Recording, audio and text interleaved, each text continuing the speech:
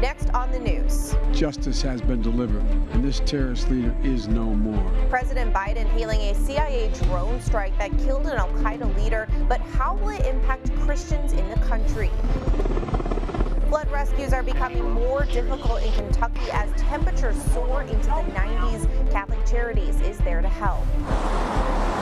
Nancy Pelosi touches down in Taiwan amid controversy over what the visit will do to U.S.-China relations. Plus, get out of here. Go on.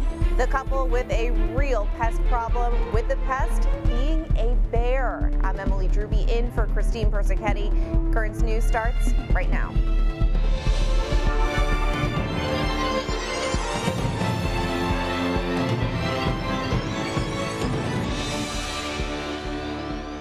New details emerging one day after a mastermind of the September 11th terror attacks is taken out by a U.S. tactical strike. Al-Qaeda leader Ayman al-Zawahiri was killed in a U.S. drone mission in Afghanistan. It's being called the biggest counter-terror mission since the killing of Osama bin Laden more than a decade ago. But that leaves questions about what this means for Christians living in the region. We'll get to that in a moment, but first, the latest on the operation. Nobody attacks the United States and gets away with it. The most wanted terrorist in the world is now dead. The White House confirms the U.S. has killed 9/11 planner Ayman al-Zawahiri in a drone strike. That's prompting praise for the U.S. intelligence agencies and the military. This is a very, very symbolic success to bring one of the last of the original al-Qaeda leaders who did so much damage around the world. There have been months and maybe even years going into the targeting of Zawahiri. President Joe Biden says the U.S. identified an optimal time to target Zawahiri about a week ago. He says the strike took place in Kabul, Afghanistan, Sunday morning, local time. None of his family members were hurt, and there were no civilian casualties. The chair of 9/11 Families United is thanking those involved with the operation. She's also criticizing Biden for his recent visit to Saudi Arabia and former President Trump for hosting a Saudi Gulf venture. The group alleges that country helped fund the 9/11 attacks. The Saudi government denies that, and the 9/11 Commission found no proof of it. The White House says no American personnel were on the ground during the strike that killed Zawahiri. It shows what our commitment is in terms of telling the American people and the world that we will not allow terrorism to go unchecked. Here to delve deeper into what this deadly U.S. strike could mean for Christians in the country is Ed Clancy, Outreach Director for Aid to the Church in Need. Welcome, Ed. Thank you. So now, as we approach the 21st anniversary of the September 11th attacks, what does the death of this terror leader mean to the U.S.? Well, hopefully it reminds us of what has happened, the 21 years, more than 2 decades that international terrorism came into our backyard. And it's a bad reminder and a good reminder in a way that we've gone through a lot, but we've overcome a lot. So we have to start focusing on how to build forward and how to prevent things like this from happening again. And now, of course, it's important to people here in the U.S., but what does this death mean for Christians in the region? Well, what Al-Qaeda did when it attacked in September 11th was it made the world realize that there is a problem globally. And what has happened to Christianity in the Middle East in these last 20 years is awful. You look at Iraq, where the population is down 90%. In Syria, it might be down 70%. Lebanon is going through crisis, and then there's other areas like Pakistan and Nigeria around the world which have aligned themselves with ISIS, which is essentially the stepchild of Al-Qaeda. And we see now that there's a worldwide anti-Christian presence looking to kill people. It's absolutely terrifying. Now, he was a terrorist leader with a strong anti-U.S. and anti-Christian agenda. How does seeing his death on the news remind us of those who suffered under his watch? Well, it obviously reminds us of what bad things have happened, but we should also focus on how do we get past it. For example, in the Middle East, we have different areas where the Christian population is suffering, and the church is responding. In Iraq, the building of the Catholic University of Erbil. In Lebanon, Aid to the Church needs sponsoring 3 schools to keep those schools going, so keep the Christian presence there. We sponsor a project in Syria, for example, called Syrian Christian Hope Center, where children and families are all getting relief and given the opportunity to stay. And I think this is what we have to focus on. Now, you mentioned that leaders and world governments have a responsibility to respond when someone's goal is to destroy. What does the Catholic Church think of a killing like this? Well, obviously all killings are terrible things. But in this case, you had a person whose goal it was to inflict harm. And now what I would hope, at least from the international community, is not a bold headline that sort of just makes the problem go away. The church has always been responding to the needs on the ground, and that's what they have to focus on. That's really what they should focus on. And then the other thing is to really try to remove the underpinnings of what keeps these structures like Al-Qaeda and ISIS going, because there's financial and other problems that exist behind the scenes that they really should deal with. It's just an absolutely heartbreaking situation, what is happening on the ground there. Can you give us a brief overview of what is happening to Christians in Afghanistan, just for anyone who doesn't know at home? Well, essentially, Afghanistan, after the fall last year, about a year ago this month, is almost devoid of any Christian presence. And it's a terrible thing. And unfortunately, you see here, al-Zawahiri was an Egyptian, but where was he? He was in Afghanistan. And then years ago, when it was bin Laden, he was going back and forth between Pakistan and Afghanistan. We see there that there's a problem in these countries, that they're harboring terrorists, they're allowing it to exist, and it's not a good thing for us. We really should have to refocus our energies towards preventing this. As always, thank you so much for joining us. Your insight is incredible. Ed Clancy, Outreach Director for Aid to the Church in Need. Thank you again. Thank you. There was heavy security in Taipei on Tuesday as House Speaker Nancy Pelosi touched down in Taiwan. In a statement after her arrival, Pelosi said the visit was a sign of the United States' unwavering commitment to supporting the island's democracy. But as Chris Wynn reports, Pelosi made the trip despite China's threats of retaliation and a warning from President Biden. Tensions tightening between the United States and China as U.S. House Speaker Nancy Pelosi arrives in Taiwan Tuesday. As we can see, such a visit is apparently very much dangerous, very much provocative. Pelosi is the highest-ranking U.S. official to visit the democratic self-governing island in a quarter of a century. Her trip coming at a low point in U.S.-China relations as China escalates its rhetoric over what it regards as a breakaway province. We will not take the bait or engage in saber rattling. Chinese President Xi Jinping is expected to seek an unprecedented third term at the upcoming Chinese Communist Party Congress. As a result, Chinese party officials are expected to soon begin laying the groundwork for that conference, putting pressure on the leadership in Beijing to show their strength. We're keeping a close eye on Pelosi's trip. If the U.S. insists on going its way, China will take firm and strong measures to safeguard its sovereignty. The speaker, who has bipartisan support for the visit, issued a statement upon arrival, saying in part, "Our congressional delegation's visit to Taiwan honors America's unwavering commitment to supporting Taiwan's vibrant democracy." The White House also reacting, saying Pelosi's trip is consistent with America's One China policy. For China to try to turn what is in the historical norm into a crisis, or to try to use it as a pretext for aggressive action around Taiwan, that's on them, and they would be the ones who'd be escalating. Chris Wynn, Currents News.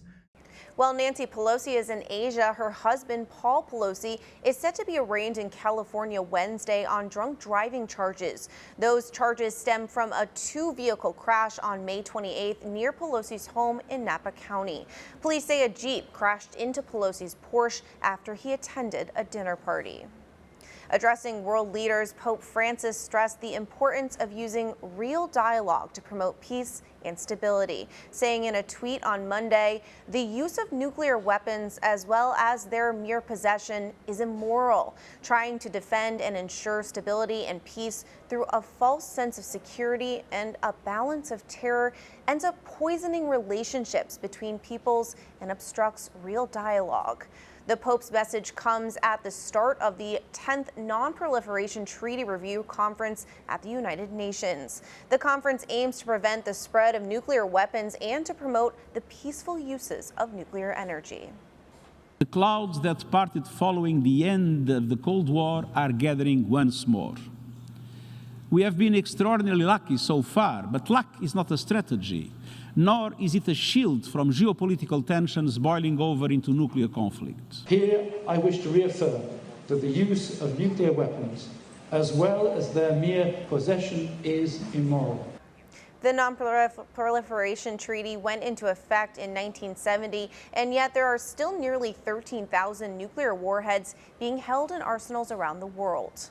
The White House has officially named a national monkeypox response coordinator. Robert Fenton was given the role by President Biden on Tuesday. Fenton comes from FEMA, where he was a regional administrator. From this point forward, Fenton will be coordinating the federal government's response to the outbreak. That includes the availability of tests, vaccinations, and treatments. A McDonald's worker is fighting for his life after he was shot on the job in Brooklyn. According to police, the 23-year-old employee got into an argument with a customer over cold fries. The confrontation then escalated when detectives say the customer's 20-year-old son pulled out a handgun and shot the employee in the neck. The suspect has been taken into custody, and the victim is in critical condition right now at Brookdale University Hospital. Overall, this July has been a dangerous one in New York City compared to last year. According to new NYPD statistics, murders last month jumped nearly 47%. Police also saw an increase in robberies, reporting a 39% surge. But reported shootings only saw a slight increase, jumping 4% in July. There's a lot more news headed your way. The rain and the heat aren't letting up. The death toll rising and devastating flooding in Kentucky. Next, how the Catholic Church is helping. Also, parents have been searching desperately for it. We'll have an update on the baby formula shortage in the U.S. And we'll get a good look at the unwelcomed house guests a Connecticut couple just can't seem to get rid of.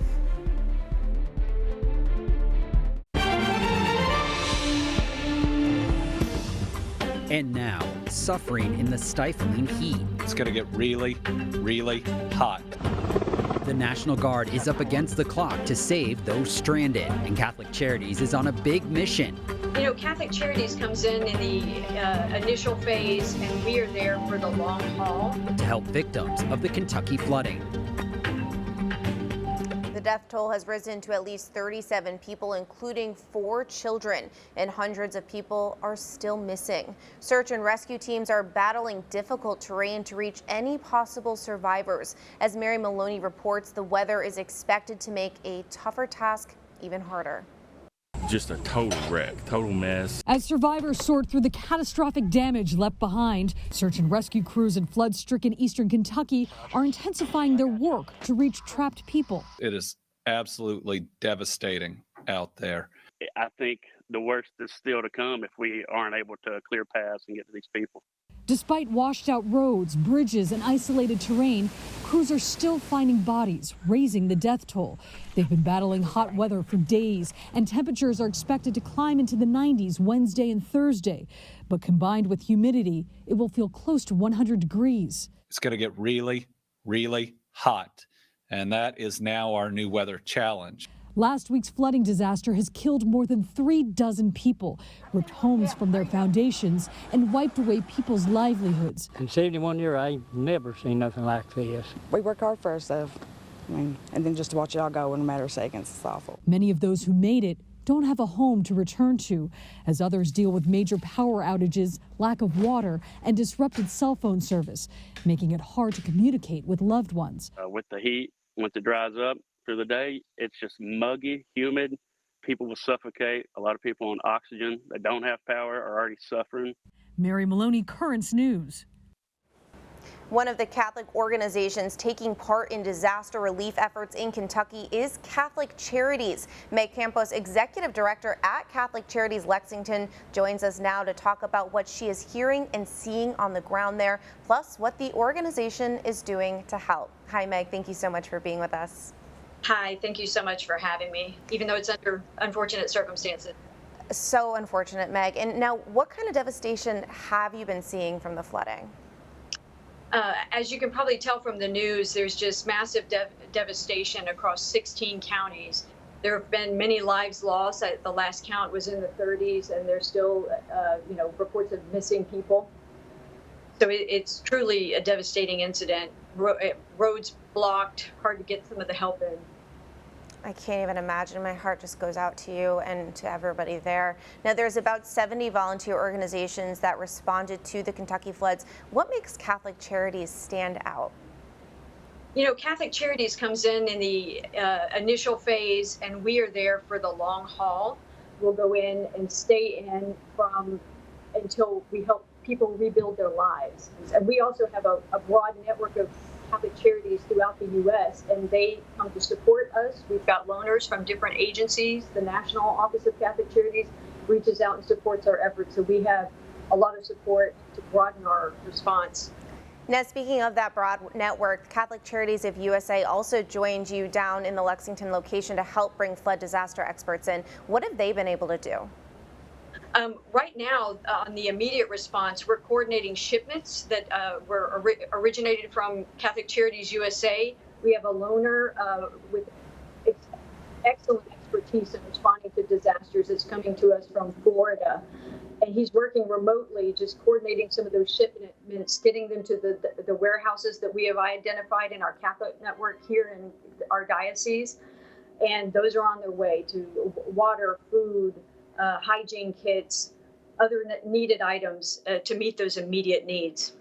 Speaking of those immediate needs, I know before you mentioned there's also long-term assistance to those suffering from disasters like this. So how has the response been this week, and how are you planning to help over the next few months? So the long-term recovery, I mean, it is kind of finding housing, temporary shelter, and then the long term of rebuilding the homes that have been lost and the property damage. You know, in a past flood, we had one household wiped out and they had 4 cars wiped out.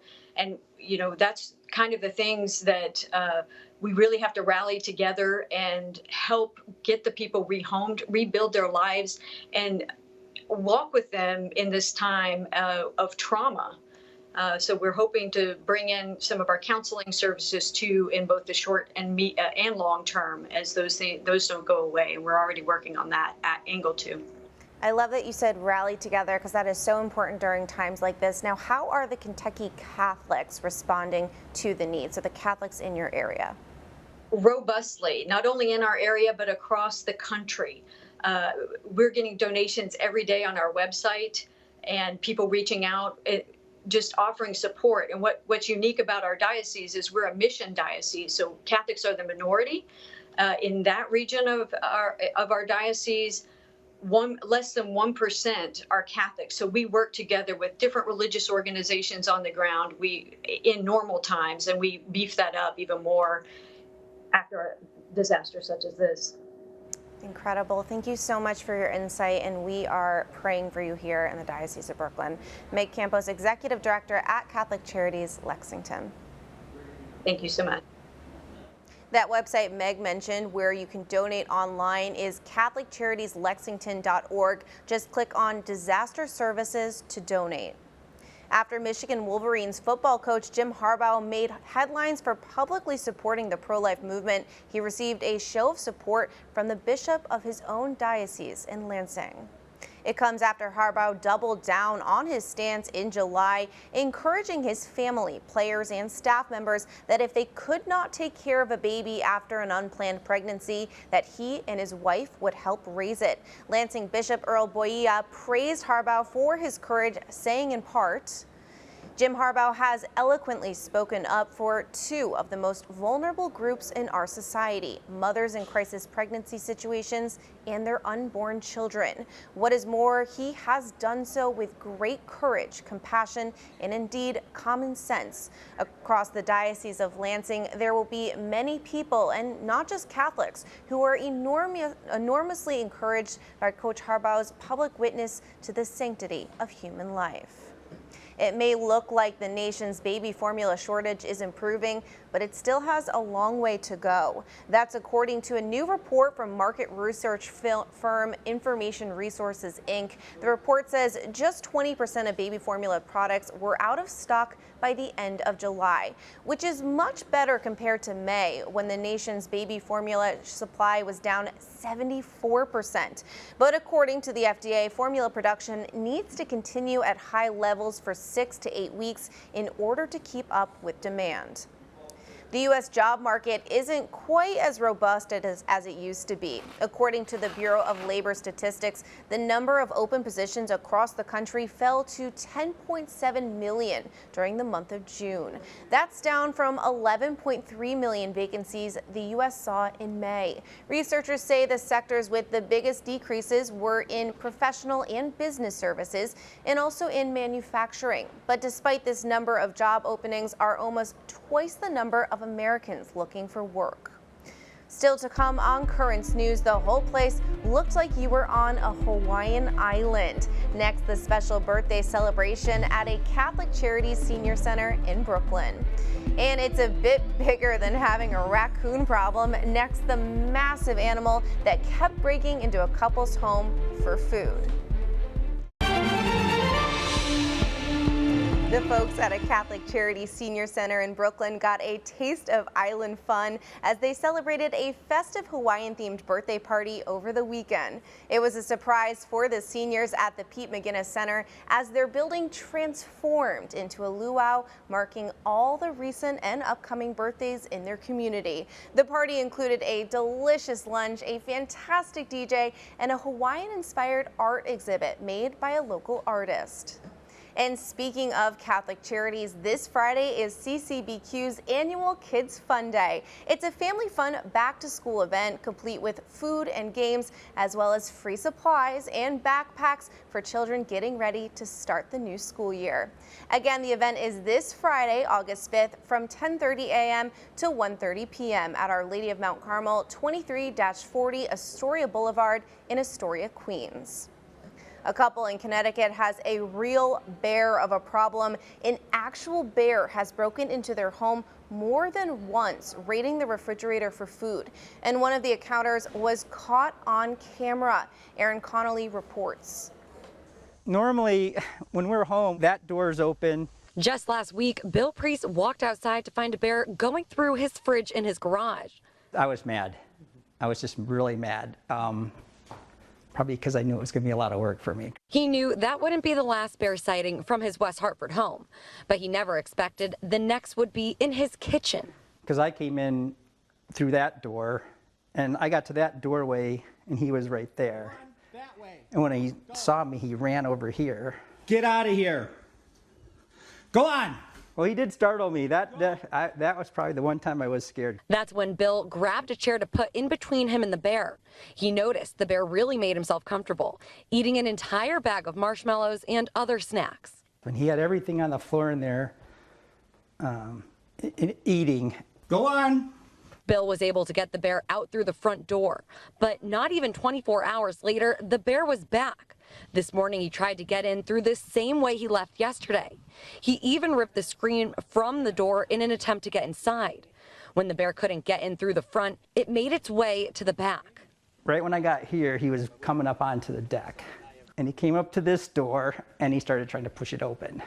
We've been having bears for years, but this is the first time they've ever done something that's gonna be damaging to anything. And so I was mad. I was really mad. That was Aaron Connolly reporting. The couple called authorities who dropped off a trap baited with donuts. If it works, they will sedate and tag the animal. Who knew bears loved both donuts and marshmallows? And that is Currents News. I'm Emily Druby. Thank you for joining us because we are putting your faith in the news. Hope to see you again next time.